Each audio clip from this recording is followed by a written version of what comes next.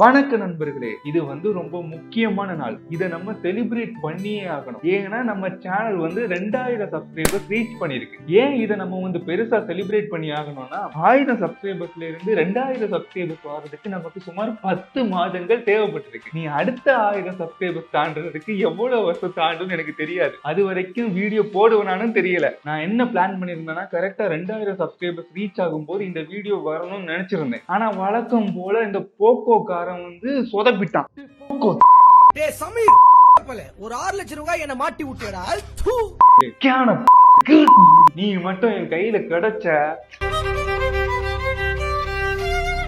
சத்தியமா சொல்றேன்டா, என் வயர் எரிஞ்சு சொல்றேன்டா, நீ நல்லா இருக்க மாட்டேன். இந்த போக்கோ X3 ஒரு மொபைல் இருக்கு ஃப்ரெண்ட்ஸ். இது வாங்க எல்லாவங்களுக்கும் ஏகப்பட்ட பக்கு. நான் வாரவன் போறவங்க கிட்ட எல்லாம் உன்ன புகழ்ந்துட்டு இருந்தேன்டா. போக்கோ X3 மத்தவங்களுக்கு தான் பிரச்சனை, எனக்கு இது வரைக்கும் ஒரு பிரச்சனை கூட வந்ததில்ல. ஹார்ட்வேர் பிரச்சனை வந்திருக்கு, இது வரைக்கும் ஒரு சாஃப்ட்வேர் பிரச்சனை வந்ததில்லைன்னு சொன்னேன்டா. 2K சப்ஸ்கிரைபர்ஸ் எந்த நாதாரி கண்டு வச்சான்னு தெரியல ஃப்ரெண்ட்ஸ். என் செல்ஃபி கேமரா புட்டுக்குச்சு.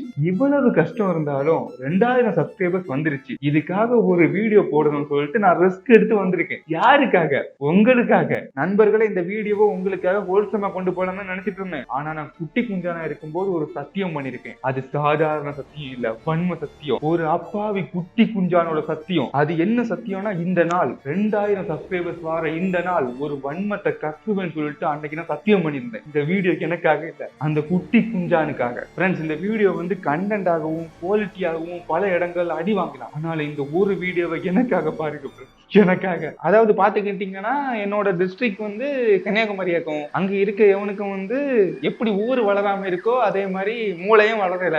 அவனுங்களுக்கு தெரிஞ்ச ஒரே ஒரு கண்டென்ட் கிரியேட்டர் இந்த மைக் செட் ஸ்ரீராம் தானுங்க. இப்ப வர சில குட்டி குஞ்சான்ஸுக்கு டிடிஎஃப் வாசன்னு உனக்கு ஒருத்தனை தெரியுங்க. நம்மள மாதிரி கண்டென்ட் போடுறவனுங்கள் எல்லாம் பார்த்தாங்கன்னா பைத்தியம் சொல்லிட்டு முத்திரை கட்டிடுவானுங்க. அப்படி பைத்தியம் என்று முத்திரை குத்தப்பட்ட ஒருத்தன் தானுங்க நானு. நான் ஆரம்ப கட்டத்துல வாய்ஸ் ஓவர்ல தான் வீடியோ பண்ணிட்டு இருந்தேன். அது வரைக்கும் எந்த பிரச்சனையும் இல்ல. எப்ப நான் ஃபேஸ் காட்டி வீடியோ பண்ண ஆரம்பிச்சிட்டனோ அப்ப இந்த மூளை வளராத முட்டா கூதிங்களும் ஃபாலோ பண்ண ஆரம்பிச்சுட்டானுங்க. அதாவது நம்ம ஃபர்ஸ்ட் வீடியோ அப்லோட் பண்ணா 0 வியூஸ் தான் போகும். யூடியூப் எல்லாம் ரெக்கமெண்டே பண்ண மாட்டான். வாட்ஸ்அப்ல ஸ்டேட்டஸ் போட்டா ஒரு 5-6 வியூஸ் போகும். வீடியோ அப்லோட் பண்ற வியூஸ் போகல. வாட்ஸ்அப் ஸ்டேட்டஸ் போட்ட 10வது நிமிஷம் பாக்குறானுங்க. ஒரு 5 பேர் பாக்குறானுங்க. அதுல ஒருத்தன் அசிங்கமா பேசுறான். அந்த வயசுல தெரியாதவன் ஒருத்தன் பேசியிருந்தா கூட பரவாயில்ல, எனக்கு பச்சையா தெரியுது. வாட்ஸ்அப் லிங்க தான் கிளிக் பண்ணி வீடியோ பாக்குறானுங்க.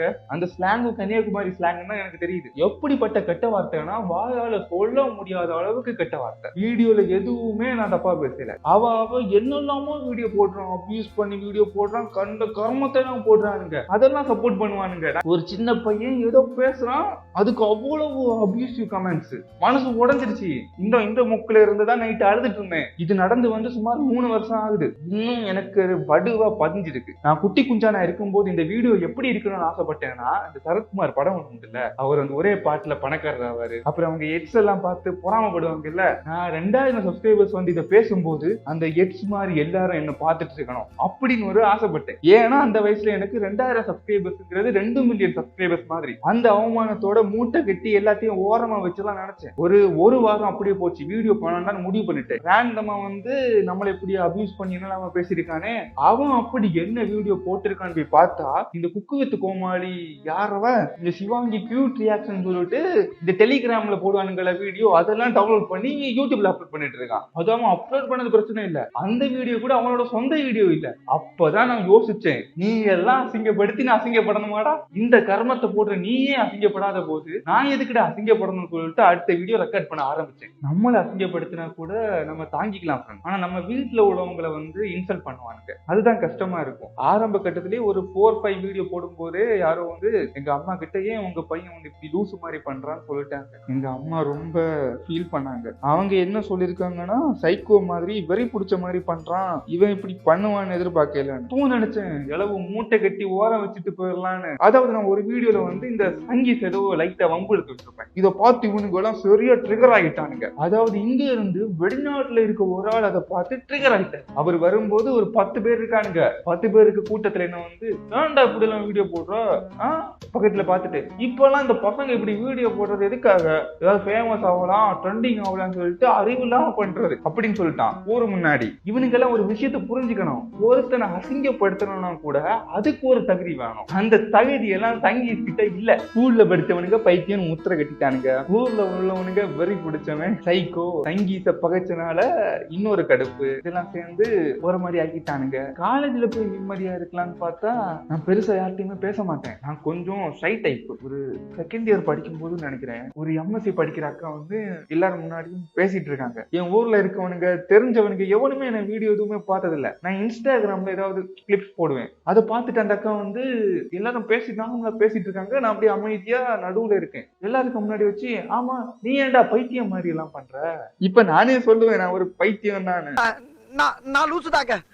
லூசுதான். அந்த வயசுல தாங்கிக்க முடியல. அப்படியே அழுக அங்கேயே பொங்கிருச்சு. நான் சிரிச்சு சமாளிச்சுட்டு இருந்தேன். கண்ணெல்லாம் கலங்கிருச்சு. எதுவும் என்னால பேசவும் முடியல. நாக்கு புடுங்கிற மாதிரி கேட்கணும்னு தோணுச்சு. கேட்டா அழுதுருவேன். இப்ப நான் வந்து எமோஷனலா எல்லாம் இல்ல ஃப்ரெண்ட்ஸ். இப்படி எமோஷனலா பேசினாதான் வியூஸ் போகும். அதனால நான் வந்து எமோஷனலா பேசிட்டு இருக்கேன். ஆனா வந்து அந்த வயசுல வந்து அது என்ன ரொம்ப பாதிச்சிடுச்சு. பாவண்டா அந்த குட்டி குஞ்சா, உண்மையிலே பாவண்டா. அதோடையாவது நிறுத்திருக்கலாம். அடுத்த சில நாட்கள் கழிச்சு காலேஜ்ல பசங்க கூட எல்லாம் பேசிட்டு இருக்கேன். ரேண்டமா தான் பேசிட்டு இருக்கானுங்க. மாறி மாறி கலாச்சிட்டு இருந்தோம். அப்போ ஒருத்தன் வந்து திடீர்னு சொல்லிட்டா, ஒரு ஜூனியர் பொண்ணு வந்து அவன்கிட்ட பேசிட்டு இருந்து. அப்படி பேசுற பேச்சுல வந்து அந்த பொண்ணு வந்து, உங்க லாஸ்ட்ல நான் வந்து பைத்தியம் தானே, ஏன் நான் இப்படி பைத்தியம் மாதிரி எல்லாம் பண்றான்னு கேட்டிருக்கு. என்னை பத்தி ஏதாவது பேசிட்டு போங்கடா, பிரச்சனை இல்ல. அதை ஏன்டா என்கிட்ட சொல்றீங்க? ஸ்கூல் படிக்கிறவனுக்கு பைத்தியம் ஆக்கிட்டானுங்க, ஊர்ல உள்ளவனுங்க வெறி பிடிச்சவன் ஆக்கிட்டானுங்க, காலேஜ் படிக்கிறவனுக்கும் பைத்தியம் ஆகிட்டானுங்க. ஆனா கூட இந்த கர்மத்தை நான் விடாம பண்ணிட்டு இருக்கேன். எவ்வளவு சீக்கிரம் முடியுமோ இந்த ஊரை விட்டு ஓடணும்டா. எனக்கு அடிக்கடி தோணும், இந்த யூடியூப வேண்டாம், ஒரு மயிலும் வேண்டாம். ஆனா அது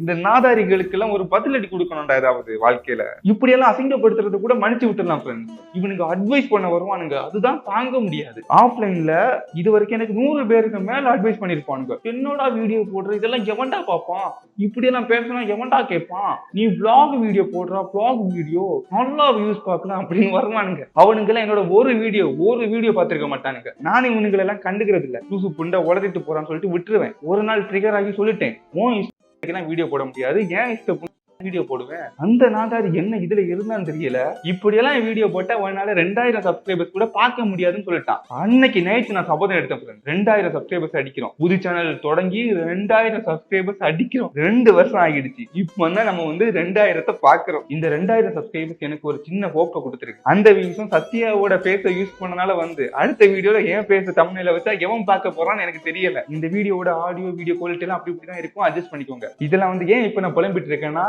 அதுக்காக தான் புலம்பிட்டு இருக்கேன். என்ன மாதிரி இதே மாதிரி ஒரு ஊர்ல இருந்துட்டு வீடியோ போட போறேன்னா எதுக்குமே நீ ரெடியாவே இரு. ஆனா உண்மையாவே இந்த நிலை மாறணும். இந்த நிலை மாறணும். இதெல்லாம் வந்து என் மனசுல வந்து முள்ளா குத்திட்டு இருந்து 2000 சப்ஸ்கிரைபர்ஸ் வரும்போது இதெல்லாம் வெளியே சொல்லணும்னு சொல்லிட்டு அப்பவே நான் சபதம் எடுத்துட்டேன். அதான் இப்ப சொல்லிட்டு இருக்கேன். அப்புறம் வந்து 2000 சப்ஸ்கிரைபர்ஸுக்கு உண்மையாவே சந்தோஷம், அவ்வளவு சந்தோஷம். எனக்கு வந்து 2000 சப்ஸ்கிரைபர்ஸ்ங்கிறது ரொம்ப ரொம்ப ரொம்ப பெருசுங்க. ஆனா எனக்கு இது பத்தாது. நான் இப்போ வந்து 10,000 ரூபாய் சம்பளத்துக்கு வேலைக்கு போயிட்டு இருக்கேன். அது வந்து பாறாங்கல்ல தலையில வச்சுட்டு சுத்துற மாதிரி ஒரு வேலை. அதுக்கு நடுவுல தான் நான் வந்து இதையும் பார்த்துட்டு இருக்கேன். என்னால வந்து இதை விட குவாலிட்டியான வீடியோஸ், இதை விட குவாலிட்டியான கண்டென்ட் கண்டிப்பா கொடுக்க முடியும். அதுக்காக கொஞ்சம் காசு இன்வெஸ்ட் பண்ண வேண்டியது இருக்கும். என்னோட 10,000 ரூபாய் சம்பளத்துல 2000 ரூபாய் இதுக்கு ஒதுக்க நான் ரெடி. அது அவ்வளவு கஷ்டம், ஆனாலும் நான் ரெடி. ஆனா எனக்கு ஒரு சின்ன நம்பிக்கை வேணும். அந்த நம்பிக்கையை நீங்க கொடுத்தீங்கன்னா நான் இறங்கி செய்ய ரெடிடா. அந்த நம்பிக்கை எனக்கு வரணும்னா 4000 வியூஸ் இந்த வீடியோக்கு வரணும். 4000 எல்லாம் நமக்கு பெருசு. 3000 வியூஸ் வந்துன்னா நான் அடுத்த ஸ்டேஜுக்கு இந்த சேனலை கொண்டு போலான்னு இருக்கேன் ஃப்ரெண்ட். 3000 வேண்டாண்டா, 3000 வியூஸ் எல்லாம் அது சத்யாவோட பேச யூஸ் பண்ணனால வந்து 1000 வியூஸ் இந்த வீடியோ போச்சுன்னா பண்றோம். இந்த வீடியோவை நான் வந்து அப்லோட் பண்ண போறேனான்னு தெரியாது. ஆனா வந்து என் மனசுக்குள்ள கொஞ்ச நாட்களா வந்து ஒரு விஷயம் அடக்கி வச்சிருந்தேன்னா அதை வெளியே சொன்னதால எனக்கு வந்து நிம்மதி ஆகிடுச்சு.